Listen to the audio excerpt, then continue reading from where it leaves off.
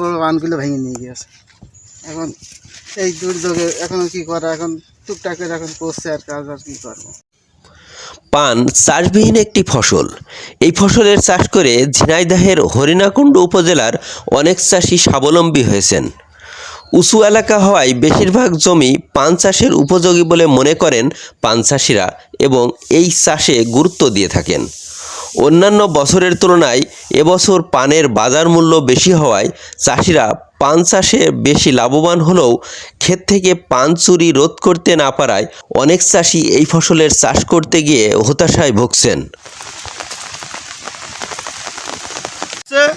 এই বৃষ্টিমুড়ি আমরা নলা কাটা একটু ভালো হয়, এই জন্যই বৃষ্টিমুড়ি কাজ করছে। আমরা কৃষিকাজ করি, আমরা পানের বরজে সর্বক্ষণ থাকি।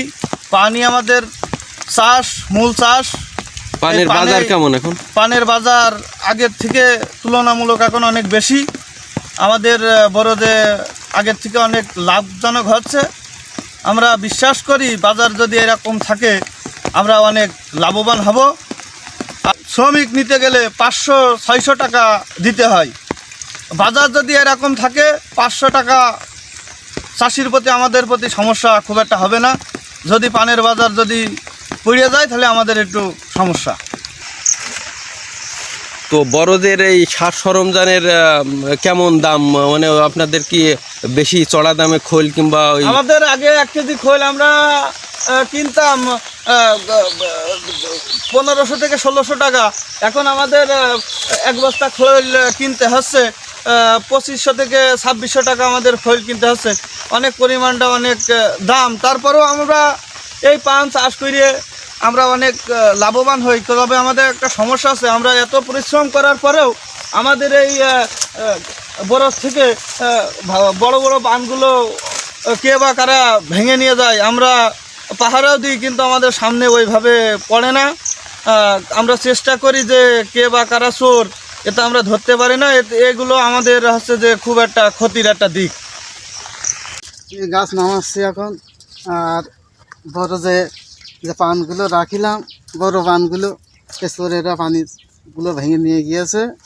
এখন আমি এই যে গাছ নামাচ্ছি, দেখেন জনের দাম আজ থেকে 500-600 টাকা জনের দাম, কিন্তু এখন আমার সেই বড়ো পানগুলো চুরি করে নিয়ে গেলে এখন গাছ নামানামারি এখন কঠিন হয়ে যাচ্ছে। 50-52 টাকা কেজি খোল, 1 বস্তা খোল কিনতে গেলে এখন 2500 টাকা দাম।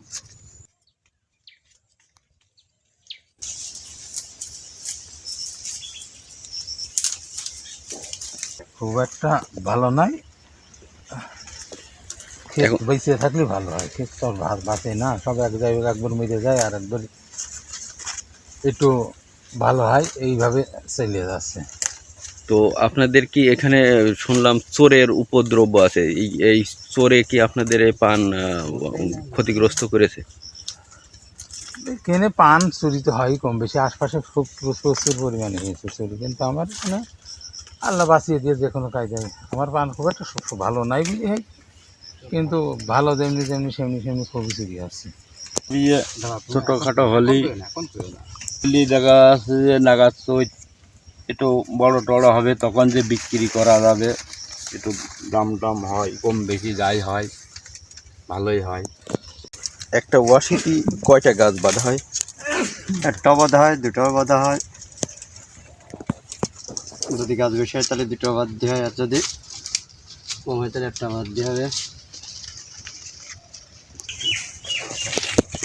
হ্যাঁ, আপনি কি করছেন? আমি এখন গাছ বাঁধছি। তো এগুলো কি খাটো করে দিচ্ছেন গাছ? গাছ খাটো করছি, এই গাছটা এখন বাঁধার পরে আবার গাছটা লম্বা হয়ে চলে যাবে, সালমুখো যাওয়ার পরে আবার গাছটা লাগানো হবে। বছরে 2বার নামানো হয়। সবচেয়ে বেশি পানের বাজার থাকে কোন আবাদে? বেশিরভাগ মাছ ফাল্গুন চৈত মাসে, এই 3 মাস সবচেয়ে বেশি পানের বাজার খুবই ভালো। চাষিরাইতে উন্নত হতো, কিন্তু পানের বেশি হওয়ার কারণে চোরের খুব সমস্যা উৎপাদন হয়েছে। এই চোরেরা আমাদের এই ক্ষতিগুলো করছে, এইগুলোরা সমস্যা হয়ে আসছে, আমাদের সবচেয়ে বড় সমস্যা এই যে। তো এই চোরেরা কোন সময় আপনাদের বরজ থেকে পান ভাঙে, এটা কি জানা গেছে? দাম না যায়নি অবশ্যই, কিন্তু কারণ পাওয়া যায় তো। ধরেন রাত আমরা সারাদিন থাকি মাঠে ঘাটে, এখানে থাকি, কিন্তু পাওয়া যায় না। রাত্রি সকালে এসে দেখা যাচ্ছে যে পান্ডা বেচা হয় না, রাত্রি।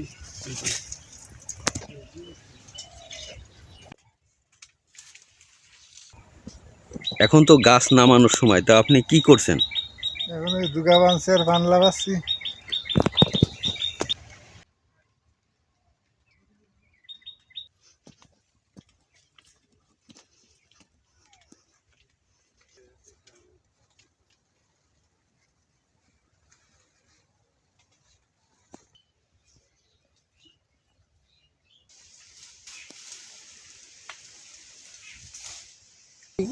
কাজ করছে জানছিল। নামানো কাজ করছিলেন, এখন বাড়ি চলে যাবেন? হ্যাঁ, কি জানছিল মাঠে